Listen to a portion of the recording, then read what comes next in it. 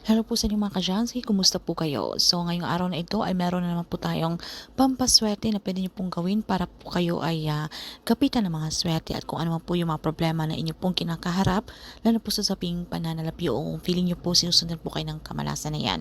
So ito po ay makakatulong para kayo po ay maitaboy po yung mga negative energy na yan para tuloy-tuloy po ang pasok ng swerte. Pero bago po ang lahat ay nais ko lamang pong i-promote sa inyo mga ka-Jansky para po sa mga gusto ng pampaswerte, lalo po kung kayo po ay mahilig maglaro ng sugal, meron po tayong money oil. Ito po ay malakas mag-attract ng swerte sa pera, especially po kung mahilig po kayo sa sugal at pwede rin po ito sa negosyo. Ito po ay cleanse, bless, and ritualize na po. Para po sa mga gustong umorder, ay mag-PM lamang po kayo sa akin. So, pwede nyo po akong i-message sa aking Facebook page mga ka-Jansky, Janice Kristen Vlogs, okay? Mag-PM lamang po kayo. So, gamit lamang po yung uling at asukal mga ka-Jansky. Alam nyo ba na ang dalawang ito ay napaka-perfectong ipagsama natin kung tayo po ay gusto nating mawala yung mga kamalasan na yan, kung sinusundan po tayo ng mga maraming mga negative energy na kahit ano pong gawin natin na pagsusumikap, kahit alam nyo naman po sa inyong mga sarili na kayo naman po ay hindi tamad. So, hindi nyo po deserve ang mga bagay na inyo pong mga nararanasan ngayon. Kung meron man pong dumating na pera ay agad po itong napapalitan ng paggastos. So ito po ay pwede natin gawin, okay, kung malakas po ang inyong paniniwala at kayo po ay positibo.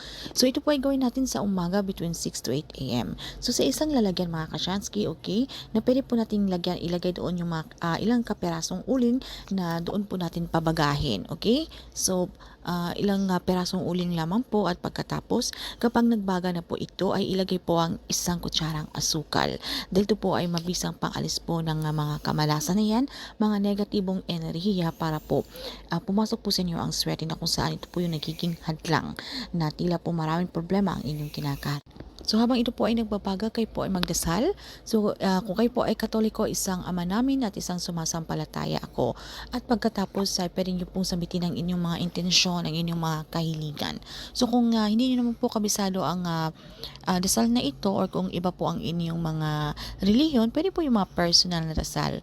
Basta ang importante naman dito mga ka-Jansky, tayo po ay sincere, tayo po ay taus-puso kapag tayo po ay nakikipag-communicate kay universe. So pagkatapos nyo po nasambit ang inyong mga kahilingan, ang inyong mga intensyon, so maging positibo mga ka-Jansky, i-claim, i-affirm nyo po sa inyong mga sarili ang mga swerteng darating na ito. So ito po habang pinapabagan nyo ito ay pwesto nyo po sa isang lugar o bahagi ng inyong pamamahay na feeling nyo po marami pong mga negative energy o kaibigat po ng inyong pakiramdam. Okay? So mag-ingat lamang po kayo. Syempre meron po itong apoy. So pagkatapos ninyong masambit ang inyong mga kahilingan, pwede nyo po itong itapon ang abo nito, okay? Kapag natapos na ang abo nito, ay itapon nyo lang po ito sa lupa, okay? So, huwag nyo po ito itatapon sa semento. Dapat itapon nyo lang po ito sa lupa. At syempre, ginagawa po natin ang ritual na ito mga ka-Jansky. Kung alam niyo po sa inyong sarili na hindi po kayo tamad.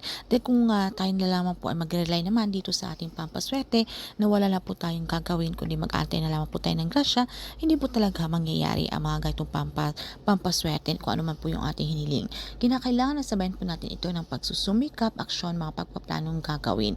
So kung alam niyo naman po na ikaw po ay nagsusumikap na tila kayo lamang po ay kinakapitan ng kamalasan na yan, so hindi po natin maiiwasan yan dahil meron po mga evil eyes sa paligid, mga inggit, okay? Especially po kung halimbawa meron po kayong mga negosyo, nakikita po nila ang inyong mga potensyal na kayo po ay umaangat, so ayaw po nilang mangyari yan. So meron po tayong ganitong mga pampaswerteng ritual na pwede po natin gawin sa ating pamamahay para maitaboy po itong mga negative energy para po pumasok, ito po ay mabisang pantawag ng mga swerte.